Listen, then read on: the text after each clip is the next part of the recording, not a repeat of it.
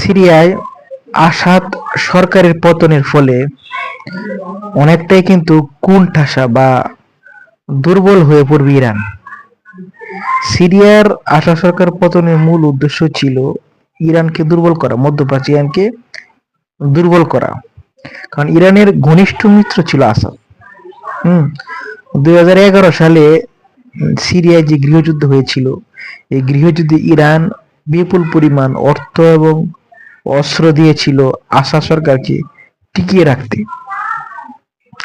আসাদ সরকারকে টিকিয়ে রাখার মূল উদ্দেশ্য ছিল ইরানের মধ্যপ্রাচ্যে আমেরিকা এবং ইসরায়েলের প্রভাবটা ঠেকানো। মানে আসাদ যদি ক্ষমতায় থাকে তাহলে মধ্যপ্রাচ্যে ইসরায়েল এবং আমেরিকার প্রভাবটা কম থাকবে।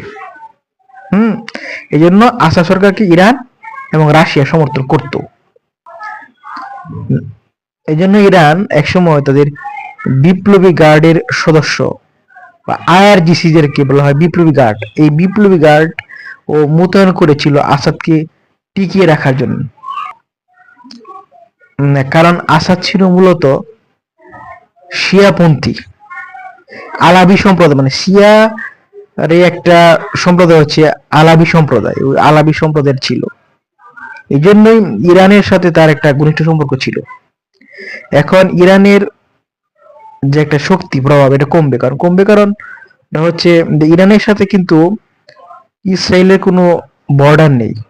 তো ইরান ওই যে বিদ্রোহী যারা গোষ্ঠী আছে বা সশস্ত্র গোষ্ঠী আছে, হিজবুল্লাহ, হামাস, এই সমস্ত সশস্ত্র গোষ্ঠীদেরকে ইরান যে অস্ত্র দিত, এটা সিরিয়ার ভিতর দিয়ে অস্ত্র কি মানে ইরান পাঠাতো।